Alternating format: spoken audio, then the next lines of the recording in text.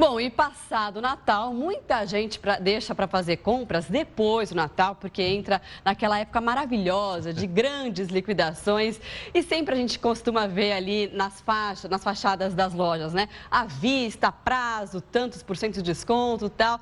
E para explicar sobre isso, essa diferença entre o à vista e a prazo, porque um tem crase, o outro não tem crase, o professor doutor Rodrigo Maia dos Santos, da PUC São Paulo, está aqui no estúdio com a gente para explicar essa dúvida que aparece nessa época do ano, não só nessa época do ano, né?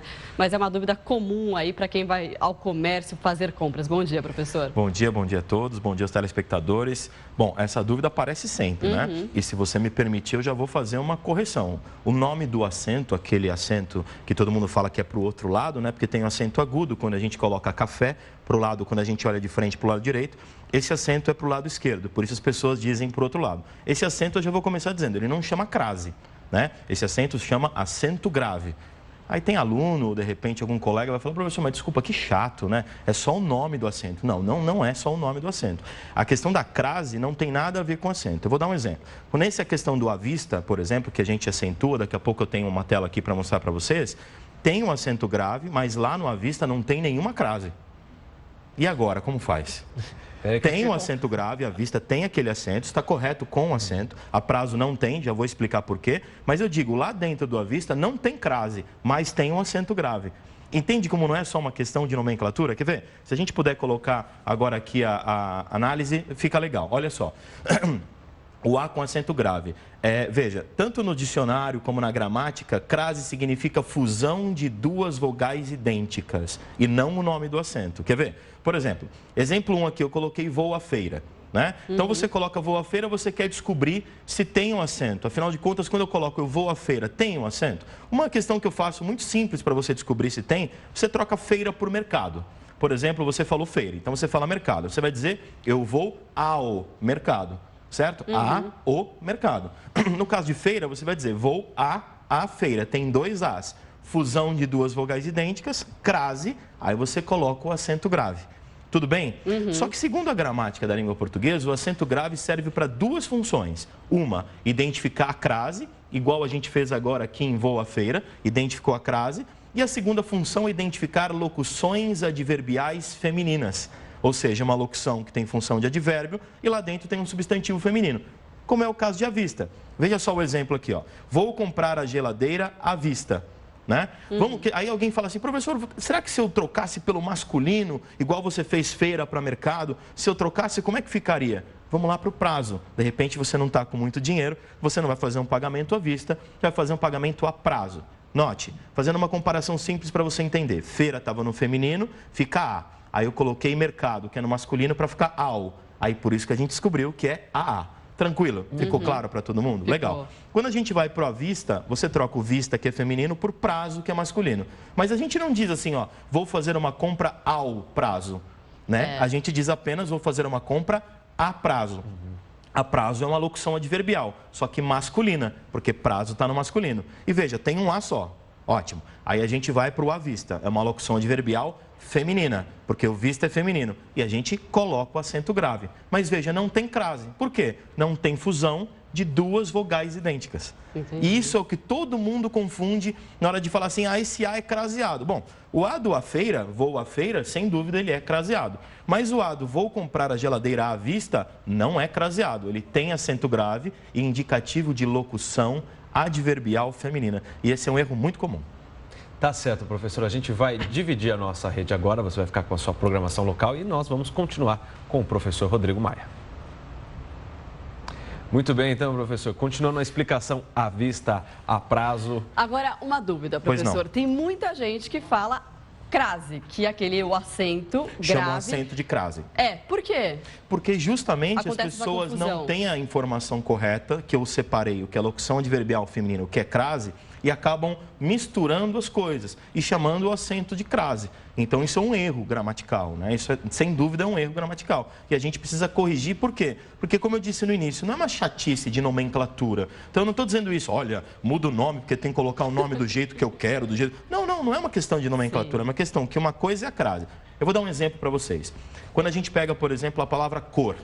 A palavra cor veio do latim color. tanto que algo a cor a gente chama de colorido. Esse L caiu e tem um nome, um fenômeno da língua portuguesa chamado síncope, que lembra queda mesmo. Então, o L caiu, ficou cor, com 2 Os.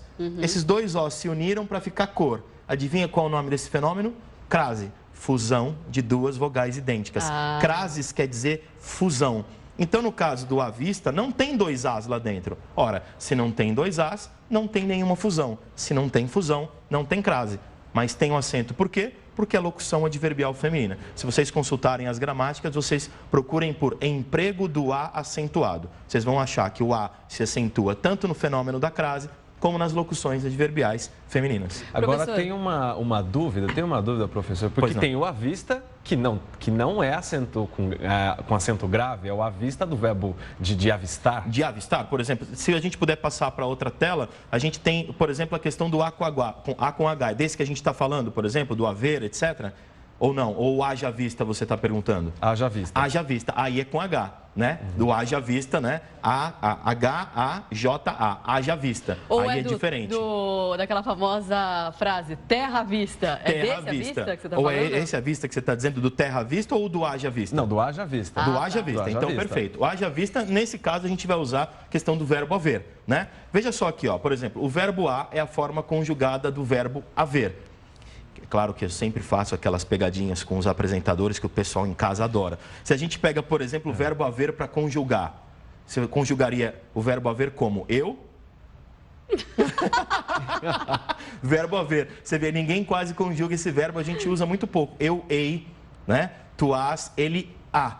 A com H, H-A-A. E aí a gente usa esse A do verbo haver, nesse caso, no sentido impessoal de tempo. Por exemplo, A com H, há muitos livros na estante. Essa não é questão de tempo, é de ocorrência, desculpe. Então, assim, no sentido de existir ou na impessoal de tempo. Veja o exemplo 1, no sentido de existir. Há muitos livros na estante.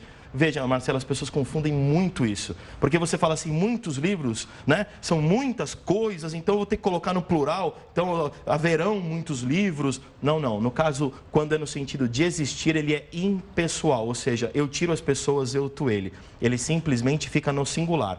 Há muitos livros em cima da estante, né? Na estante. Se for um livro, 5 livros, 10 livros, muitos livros, tanto faz, você vai manter no singular. E como eu disse, a mesma coisa com relação de tempo. Aliás, essa as pessoas confundem muito mais até do que o primeiro exemplo. Veja, há 5 anos deixei de fumar, né? E as pessoas às vezes colocam com o A só. Há 5 anos só apenas com a letra A. E aí a dica que eu dou é bastante simples. Se você conseguir substituir esse A por faz, é porque é o A com H. Repara, se você colocar assim, ó, faz 5 anos... deixei de fumar. Então, você consegue, porque faz 5 anos é uma relação no passado, é uma relação de tempo que pode ser substituída por faz. Aí você usa o A com H. Recapitulando, resumindo para todo mundo entender, o A do verbo haver, ou você vai usar no sentido de existir ou na relação de tempo, né? Tanto um como o outro, no sentido de existir, ele é flexionado no plural. Entende? Então, os dois você vai simplesmente colocar de acordo com o ano, por exemplo, que você vai colocar na relação de tempo, ele não vai para o plural. Há 5 anos deixei de fumar, há 10 anos, há 1 ano, há quantos anos você quiser. E, no sentido de existir, se for 1, 5, 10 ou 20, o A vai se manter e ele também não vai para o plural. Agora, o A, é só você pensar que se for um ato do passado... com H. Perfeito. E o A sem H é alguma coisa que você vai falar do futuro. Por exemplo, vamos supor a gente acaba o nosso bate-papo agora e você vai falar com os telespectadores assim, olha, daqui a pouco a gente vai falar sobre futebol. Um exemplo. Você vai falar daqui a pouco. Você está se referindo ao passado? Não. Você está se referindo ao futuro, daqui a pouco. Aí não tem H. Daqui a pouco. Agora, vamos supor que entra alguma questão ao vivo, um acidente que aconteceu na Imigrantes, que aconteceu há 5 minutos. Aí você vai dizer assim, agora há pouco aconteceu um acidente, agora há pouco é do passado, não é? Então, agora há pouco, aí vai com H e o A, porque é uma referência ao passado e você pode substituir por faz. Nas emissoras de televisão, nos jornais, esse é um erro que eu já vi acontecer algumas vezes. As pessoas confundem o daqui a pouco, que é só com o há pouco, ou seja, há pouco tempo aconteceu. E aí a relação do passado é o A com a letra H. Tá certo, professor. Professor Rodrigo Maia, então, com a gente todas as terças e quintas-feiras, então, tirando as dúvidas sobre o português. Obrigada, professor. Até terça-feira. Eu que agradeço. Até terça, já em 2017, né? Então, só nos vemos no ano que vem. Só nos vemos no ano que vem. Então, desejo a todos um feliz 2017. Muito obrigado por esse 2016, o carinho das pessoas na internet, mesmo aqui no estúdio, todo mundo sempre fazendo perguntas. As dicas estão sendo muito úteis, eu recebo muitas mensagens. Eu realmente estou muito feliz. Espero que em 2017 nós todos juntos possamos continuar contribuindo com a língua portuguesa, que acima de tudo, como eu disse desde o início, ela tem que parar de ser temida e se tornar querida. É o melhor que a gente pode fazer a nossa língua portuguesa. Obrigado a todos. Legal, obrigado. Um ótimo ano novo para você também, obrigado. Professor.